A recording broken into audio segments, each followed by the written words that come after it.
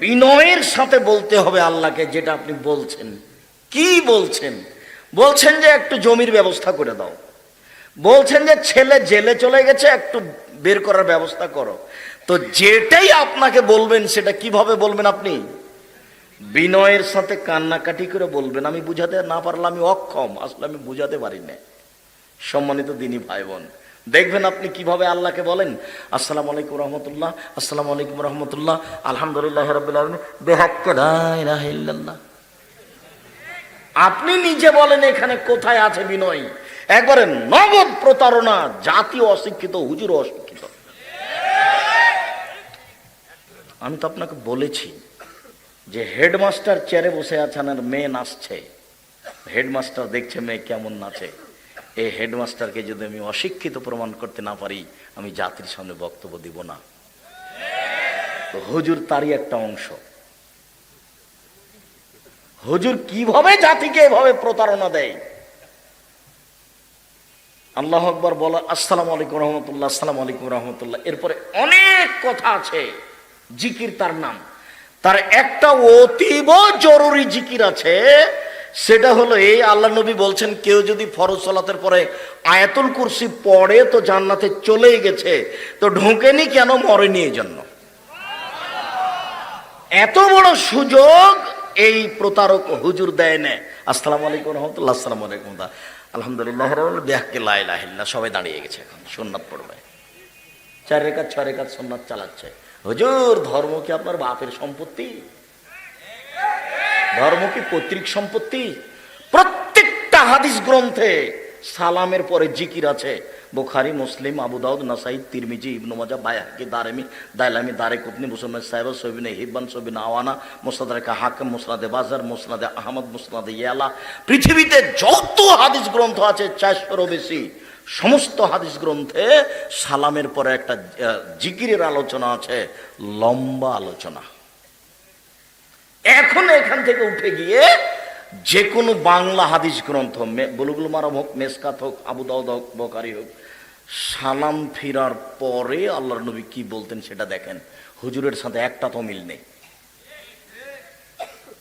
আমি তো বলেছি, 20 বছর আগে বলেছি কোরআন শরীফ চলবে না। কোনো মায়ের বেটা একটু বলে না কেন যে চলবে? আমি বলেছি কোরআন মাজিদ, মানুষের বানানো দোয়া। হুজুর কি এমনি এগুলো করছে? মানুষের বানানো দোয়া 1 পৃষ্ঠাে, 20 বছর থেকে চ্যালেঞ্জ দিয়েছে। একটা বাক্য যদি আল্লাহর নবীর হয়ে থাকে, এখানে কিয়ামত পর্যন্ত সময় থাকলো, সব মিথ্যে। আল্লাহর নবীর এগুলো একটা কথা নয়, মানুষে বানিয়েছে। কোরআন মাজিদে যদি মানুষের দোয়া বানানো লিখে দিতে পারে, তাহলে আপনাদের তো কোরআন তেলাওয়াতকারী, কোরআন পাঠক তো বলতে পারে সাদাকাল্লাহুল আযীম। কথা বলবেন না দয়া করে, ওটার প্রয়োজন নাই। আপনি ভদ্রতা বজায় রেখে চুপচাপ বসে থাকুন। আন্তরিকভাবে জোরালো অনুরোধ। আল্লাহর নবী কোরআন তেলাওয়াত শেষে বলতেন, সুবহানাকা ওয়া বিহামদিকা আশহাদু আল্লা ইলাহা ইল্লা আনতা আস্তাগফিরুকা ওয়া আতুবু ইলাইক। হাদিস আছে, এদেশে একটা বই পাওয়া যায়, আয়নে রাসূল সাল্লাল্লাহু আলাইহি ওয়াসাল্লাম দোয়া অধ্যায়। যাওয়ার সময় একটু খোঁজ করিয়েন, 42টে সহিহ হাদিস আছে হাত তুলে দোয়া করার ওই বইয়ে। 36টা হাদিস খালি বুখারী, মুসলিম থেকে দেওয়া আছে। 16টা স্থান আছে কোথায় হাত তুলে দোয়া করতে হবে। আর হুজুর সালামের পরে সবাইকে নিয়ে এভাবে মেরে দিল, জিকির করতে দিল না। হুজুর কিভাবে জাতিকে ফাঁকি দিচ্ছে, হুজুরও বুঝবে, জাতিও বুঝবে। সম্মানিত দিনী ভাই বোন, মহান আল্লাহ বলেন, আপনি যখন দুনিয়াবি কাজ থেকে অবসর হবেন, আপনার দুনিয়াবি কাজ কি?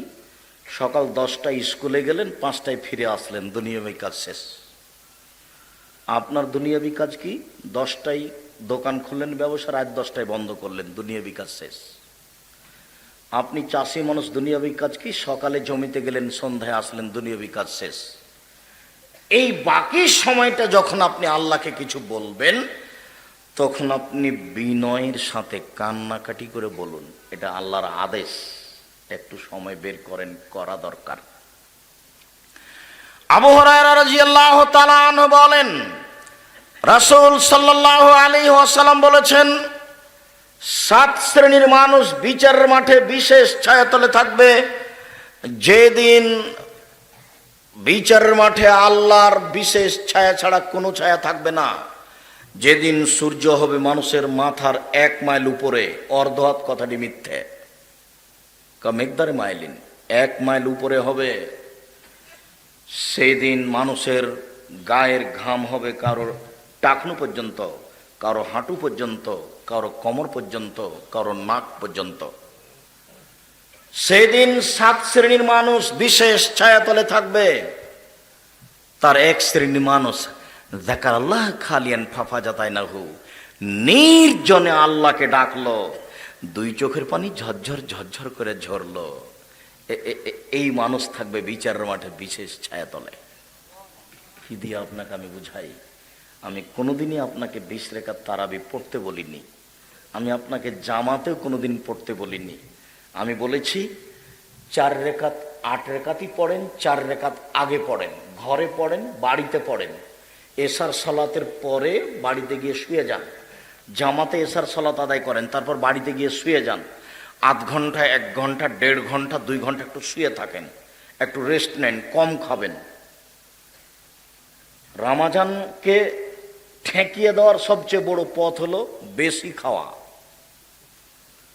রমজানকে ঠেকিয়ে দেওয়ার সবচেয়ে বড় পথ হলো হাট বাজার বেশি করা। কাপড় চোপড় যত বেশি কিনবেন তত দোকানদারকে সাপ্লাই দিতে হবে তত বেশি।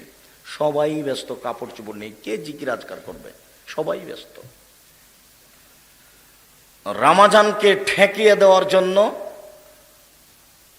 ব্যবস্থাপনা হচ্ছে ইফতারির ব্যবস্থাপনা। এত ইফতারি সাজিয়েছে, সেই সকাল 10টা থেকে হাট বাজার করছে, আর 1টার পর থেকে রেডি করছে, সন্ধ্যা পর্যন্ত রেডি করছে।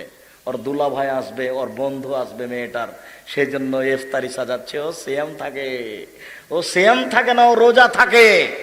রোজা মানে হচ্ছে উপবাস থাকা, আর সিয়াম মানে বিরত থাকা, দুটো এক নয়। ছোট ব্লাউজ পরে হাট বাজার করে বন্ধুকে ইফতারি খাওয়িয়ে রোজা থাকা যায়, সিয়াম থাকা যায় না। দোকানে বসে মিথ্যে কথা বলে জিনিস বিক্রি করে রোজা থাকা যায়, সিয়াম থাকা যায় না। সুদ ঘুষ খেয়ে দিয়ে রোজা থাকা যায়, সিয়াম থাকা যায় না। নগ্ন পোশাক পরে চলে রোজা থাকা যায়, সিয়াম থাকা যায় না। দাড়ি চেঁচে ছোট করে রোজা থাকা যায়, সিয়াম থাকা যায় না। সিয়াম ভিন্ন জিনিস, রোজা ভিন্ন জিনিস। ইবাদতের জগতে সবচেয়ে ব্যতিক্রম ইবাদত হলো সিয়াম। ইবাদতের জগতে সবচেয়ে দামি ইবাদত হলো সিয়াম।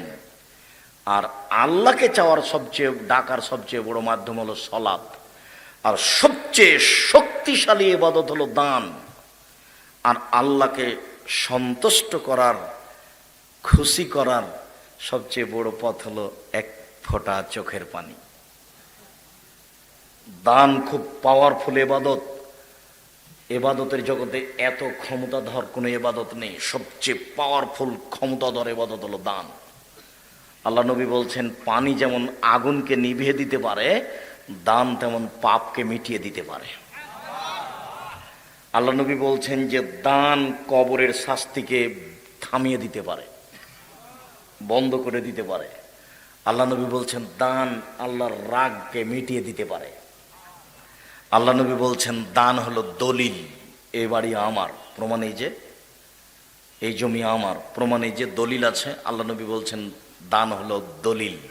বিচারের মাঠে আল্লাহকে আমি বলবো আমি জান্নাত পাবো, আল্লাহ যদি বলেন কেন, তাহলে আমি বলবো আমার কাছে দলিল আছে। সেটা কি বলেন তো? সেটা দান। তখন সেটা হজ নয়, তখন সেটা সিয়াম নয়, তখন সেটা জিকির আজকার নয়। দান খুব পাওয়ারফুল ইবাদত। তবে আল্লাহকে খুশি করার 1 ফোঁটা চোখের পানি দিয়ে তাকে ইয়ে করে দেওয়া যায়, এবারে নরম করে দেওয়া যায়, খুব খুশি। যেমন সুবহানাল্লাহ, আলহামদুলিল্লাহ, আল্লাহ আকবার বললে খুব খুশি, তেমনি চোখের পানিতে তিনি খুব খুশি। আল্লাহ নবী বলছেন যেভাবে তাতে আপনি 4 রাকাত সালাত আদায় করেন একাই, বড় বড় সূরা মুখস্থ নেই, সূরা ইখলাস তো আছে, কুল আল্লাহু আহাদ তো আছে, আল্লাহু আকবার, সানা, আউযুবিল্লাহ, বিসমিল্লাহ, সূরা ফাতিহা, তারপর বিসমিল্লাহ, ইখলাস, বিসমিল্লাহ, ইখলাস, বিসমিল্লাহ, ইখলাস। সূরা ইখলাস পড়তে পড়তে পড়তে পড়তে আর দাঁড়াইয়া থাকতে পারছেন না, তখন রুকুতে যান, সুবহান রাব্বিল আযীম বলতে থাকেন, বলতে থাকেন, বলতে থাকেন। তারপর উঠে আসেন, দোয়া পড়েন, সিজদায় যান, সুবহান রাব্বিল আলা বলতে থাকেন যতক্ষণ পর্যন্ত কুলাই। তারপর উঠে আসেন, দোয়া পড়েন, আবার সিজদায় যান, বলতেই থাকেন, আধা ঘন্টা থেকে যান সিজদায়। তারপরে এ হলো 1 রেকাত, তারপরে আরেক রেকাত, এ হলো 2 রেকাত, তারপরে আর 2 রেকাত, এ হলো 4 রেকাত। এবার দরজার সিকিউরিটি লাগিয়ে দেন, ভিতরে যেন আপনার স্ত্রী ছেলে মেয়ে কেউ না আসতে পারে। এখন কান্নাকাটি করতে হবে, ক্ষমা আগে তারপরে সকাল, আগে ক্ষমা নিতে হবে তারপরে সকাল। তুমি সর্বশক্তিমান, তুমি বড় দয়াবান, তুমি বড় ক্ষমাবান, আমি বড় অপরাধী, আমি বড় গুনাহগার, তুমি আমার প্রতি একটু দয়া করো। রব্বিক ফিরওয়ারাহাম অন্তা খায়রুর রাহিমিন আন্নি মাসানিয়া জুর্র অন্তা রাহমুর রাহিমিন। আমি বড় বিপদে, তুমি বড় দয়াবান, আমি বড় বিপদে, তুমি বড় দয়াবান, আমি বড় বিপদে, তুমি বড় দয়াবান। রব্বি ইন্নী যালামতু নাফসি ফাগফিরলি, হে আমার প্রতিপালক, আমি অন্যায় করেছি, তুমি আমাকে ক্ষমা করো। বলতে বলতে হাত তুলে দোয়া করে কান্নাকাটি করতে করতে 1, 1.5, 2 ঘন্টা, একবারে ফজরের কাছাকাছি, তখন বাদ দিয়ে আর 4 রাকাত পড়েন। এবার দেখবেন ফজর আজান হতে যাচ্ছে। এর নাম ছিল রাত্রি জাগা। কিভাবে কিভাবে এরকম হয়ে গেল? চাঁপাইনবাবগঞ্জে সবাই মিলে এক জায়গাতে বসে বিস্কুট হায়ার কোরআন মাজিদ পড়ে, আর ঢাকাতে সবে বক্তব্য দেয় আর রাত জাগে, এটা নাকি রাত জাগা। আর নওগাঁতে যে কি তা আমার জানা নেই, আমি আপনাকে বুঝাতে পারলাম না রাত জাগা কাকে বলে, রামাজান কাকে বলে। দুঃখিত। মহান আল্লাহ বলেন, মোহাম্মদ আপনার যখন দুনিয়াবি কাজ শেষ হয়ে যাবে তখন আপনি কঠোর শ্রমে আত্মনিয়োগ করুন, জরুরি আদেশ। আপনি আমাকে যা বলবেন তা বিনয়ের সাথে কান্নাকাটি করে বলুন, নির্জনে, কেউ নাই, সিকিউরিটি লাগিয়ে দিতে হবে, প্রয়োজনে আলো অফ করে দিতে হবে, অন্ধকার, এমন কান্নাকাটি করতে হবে। ক্ষমা আগে তারপরে কোনো কথা। আজ সকাল হবে না ক্ষমা না হলে, সকাল যেন না হয় পাপ সহ। আমি পাপ ছাড়াই সকাল চাচ্ছি। তুমি তো দেও, তুমি তো দয়াবান, তুমি তো গাফুর, কোরআন মাজিদ ভরে ফেলে দিয়েছো তুমি গাফুর বলে। আমি গাফুর, আমি সত্তার, আমি জাব্বার, আমি গাফফার।